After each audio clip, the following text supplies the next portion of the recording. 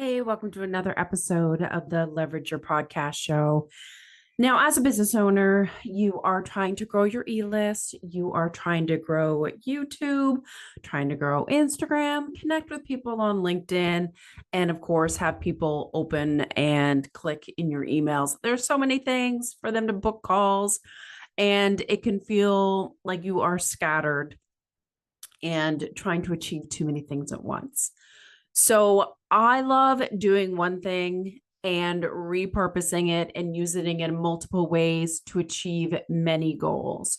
So I've used this technique that I'm going to share today with some clients, and they've gotten some great results in not only getting more opens in their emails and more clicks, but they're also pushing more traffic to YouTube, getting more views, getting more subscribers, and growing some engagement and getting people to take action in social media as well.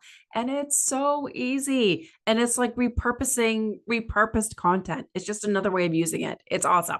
So let me dive into the strategy that I'm using with my clients. So the first thing is looking at content that you've repurposed already. So let's say it's a blog, or in case of this one client, she does a lot of live Facebooks in her Facebook group. And we put those in YouTube and do some other repurposing as well. Now, what I should backtrack a little bit actually and say why we started this in the first place is that we wanted her email list to get something that was more personal from her and get something every week. So like every Monday, get this really short, sweet email that was a taste of her, where they could actually see her, hear her voice. It wasn't just words on a page. So I went to her content and went to videos that she had, some carousels that we created. You could go to infographics. You could go to your blogs or podcast episodes that you've done in solo episodes and look at them in a way that is it evergreen content? Is it about a specific problem or an issue that's coming up for them? Because you want to make sure that the content is relevant to the clients that you want to attract. Don't want to create content for the sake of content. You also want to share like a tip or at least inspire or give a solution. And something though that you can grab in a really short nugget. People are totally short on time. You want them to be able to ingest that information and engage with it really quickly. So the first thing you're going to do, again, look at what content you have. So for the sake of this podcast episode, we will look at a carousel. Maybe you've created a carousel in the past, and it is, 5 ways to recognize signs that you are missing XYZ in your business, or signs that you are ignoring your intuition. It can be anything. And so within those is like a little nugget, right? A really good nugget of information that can be anywhere from 45 seconds. If it's like one complete, very short thought, or it can be a little bit longer, like 3 minutes maybe. And it has a few tips in there. So the key here is to make sure that the tip or the piece of information is very concise. If it has more than one thought, so like, again, 3 ways to blah, blah, blah, 4 signs that you are XYZ, it still touches on one problem, but you can spew out or talk or say those 3 things really quickly. So you can use your phone, you can use Zoom, you can even use Loom, which is super easy. I don't know if any of you use this tool, but it's a way to screen share and do little videos it's free for 5 minutes, under 5 minutes, super short and sweet, easy to share. Just make sure that you are filming it horizontally. so that it can go into YouTube. So you're going to film this super short soundbite. Again, it could be up to 3 minutes if it has a few concise tips, 3 ways to whatever. And again, you don't need to write a big script for it. You're literally going to take the show notes from your podcast. You're going to take the information from your carousel, the bullets and information from your live Facebook, look at the transcripts. It could be a blog. It could be an old Facebook group post that you did, a year ago, but it's still relevant content. So yeah, like even look at the old social media posts that you did last year that again is still relevant content. So here's what you're going to do. You're going to film that. Again, it'll take like 5 minutes. And then you're going to use it to create a YouTube video that is going to be optimized. You're going to create an email to your list, and you're going to actually use it again for social media posts. You're using something that you already have. It makes it super easy. So here is the nitty gritty. So you're going to upload that video to YouTube. Make sure that it is a catchy title that relates to the pain point that someone is struggling with. Do some keyword research. There are tools, TubeBuddy, vidIQ, or you can just do your own research, but you want to find titles that people are actually searching for, kind of like in Google, right? When you're doing your blog posts and you're using different tools to search for keywords for that. YouTube's a little bit different. It has its own search engine, so you'll want to use tools that relate to YouTube. So you've got the title, it's got your keyword in it. The next thing you want to do is create a description. And I know, like, honestly, even if the video is only 45 seconds or 50 seconds, you can create a quick description. Use ChatGPT, put a little transcript in there and tell you to write a description. Super easy. The longer, the better, though. The more detailed, the better. You have up to I think it's 5,000 characters. It's something really long, but YouTube wants content in there, and it gives you the ability to put more keywords in there. We do like an intro paragraph, a couple of bullets. When it's a longer video, we'll use timestamps so that it creates those chapters within the video so that it's easier to engage in the video. So you'll want to put that in there if applicable. And of course, you want to put information about you, who you are, how you solve their problems, your website, and a few call to actions. So you want people to go from YouTube to go to your lead magnets and convert them to leads and obviously clients. Once you've got the title and the description done, you're then going to look at the thumbnail. So make sure it is optimized in that the title on the thumbnail is speaking to the audience on what they're going to gain from watching it. How is it going to benefit them? So the title on the thumbnail can actually be different than the title that you have in YouTube itself. And I'm finding that a lot more people are using shorter titles. So how to overcome this?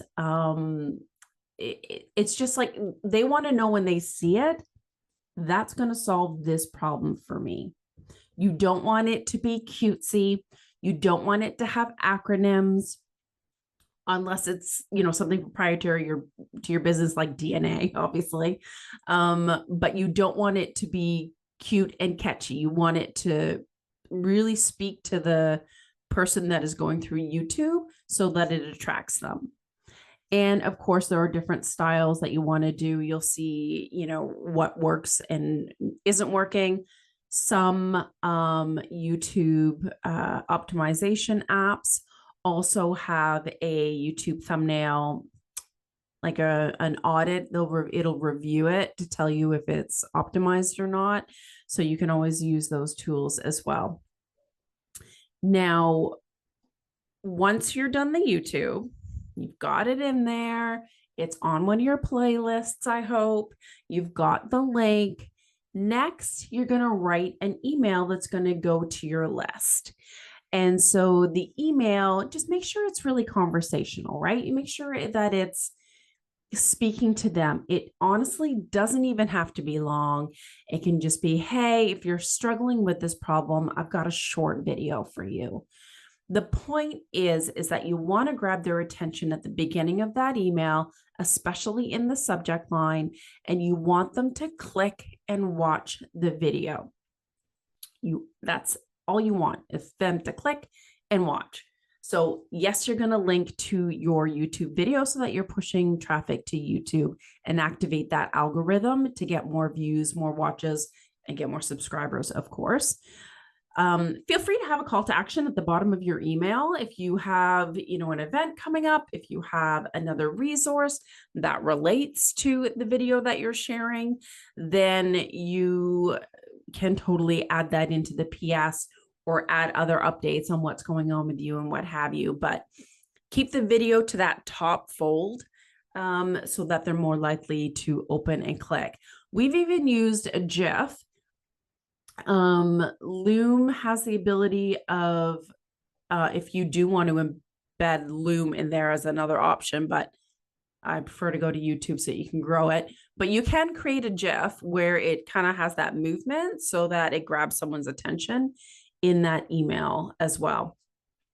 So the point here is, when you're creating these little short videos, create a batch of them at a time so that you can create all of this content beforehand and then have your team deploy it.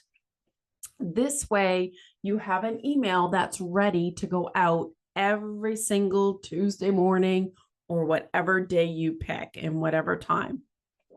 Because people start to expect it. They start to, open up your emails on a more regular basis because they know it's you. They know that they're going to connect with you and that you're serving them. And it's a quick little bite that they can digest in a very short amount of time. Now, once you've done this, you can also repurpose that video for social media. So even if the video is 45 seconds long or 55 seconds long, we still use that to create a reel or short, whatever you want to call them, those vertical videos that are under 60 seconds. If it's up to 90 seconds, we can still use it for Facebook, LinkedIn, and Instagram. You just can't use it for YouTube Shorts. So we have edited those to make a shorter version for YouTube Shorts when it makes sense. You still don't want to cut a piece out where the shorter version that you create doesn't really make sense and it doesn't stand alone on its own. So you want to make sure that the content, makes sense, obviously. So we then create these reels and shorts. Now, reels and shorts, yes, they're the same thing. But when you're in YouTube Shorts, Instagram Reels, Facebook Reels, they go out to people that are not already following you. So new people, you want to attract new people to your e-list, to your world, your community, your products, your services, what you do. You want to attract them as much as you can. So that gives you a leg up. Now, when you are posting these videos, reels and shorts, to social media, you want to be very strategic also about the copy that you're using.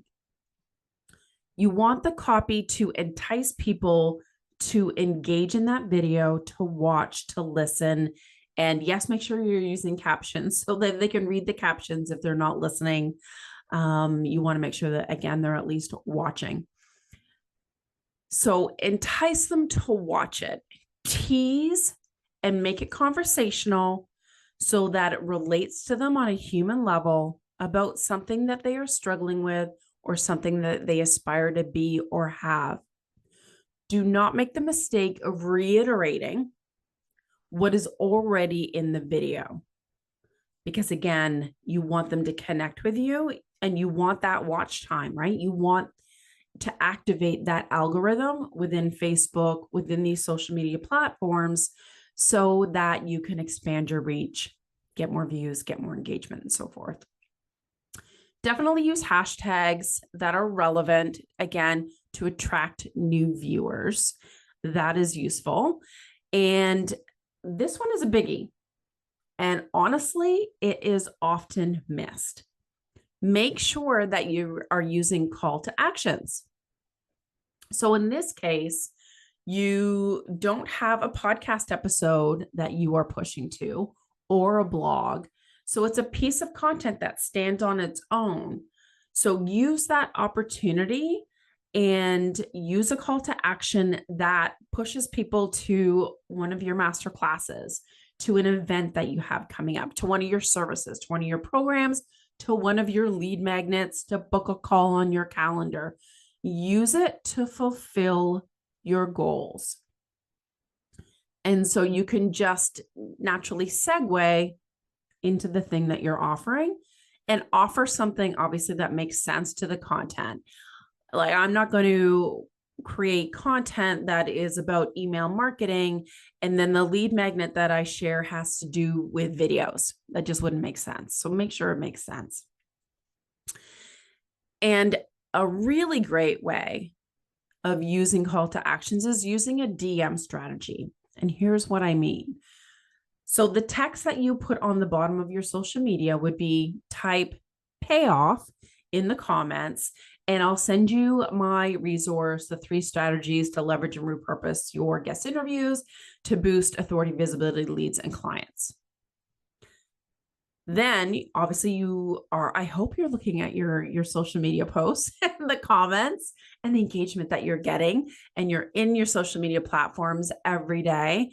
So you're going to wait until people do type in those words into the comments and then celebrate.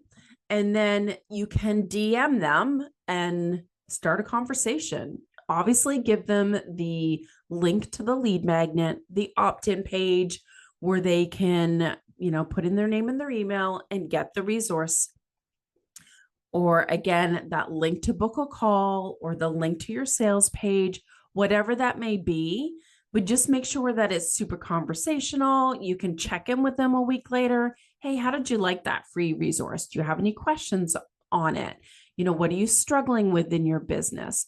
So you can use those DMs as a sales opportunity and to really nurture and build that relationship so that it's easier to convert them from a lead to a client.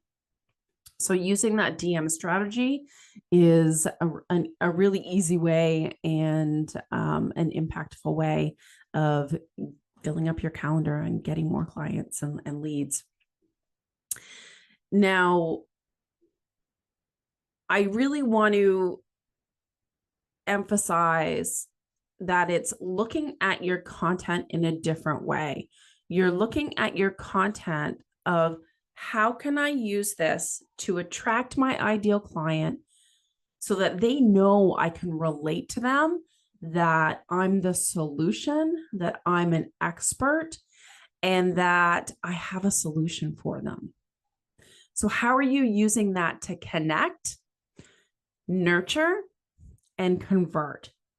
And so just by repurposing a simple piece of content, again, a social media post that you did a year ago, if it's relevant, a blog post that you had, a longer video that you may have, maybe there's a piece in there that you can use, an infographic if people are still doing those.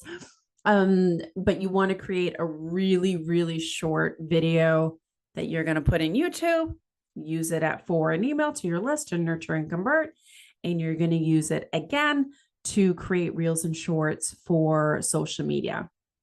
And actually, those videos that are in YouTube, and most of them for this client are 50 seconds long.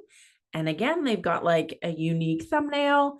And there's a couple there's one that has 2,200 views, one that has 4,000 views. And so her subscribers have been going up, the views have been going up. So it's a great way to boost your YouTube channel and to attract new leads and clients. So I hope you use that strategy, and I hope that was super helpful. And of course, if you need support in repurposing your content, then please reach out, Lindsay at smoothbusinessgrowth.com. Repurposing is our jam. We love it. And we want to help you achieve your goals. So that is that for this week. And we'll see you next week on the Leverage Your Podcast Show.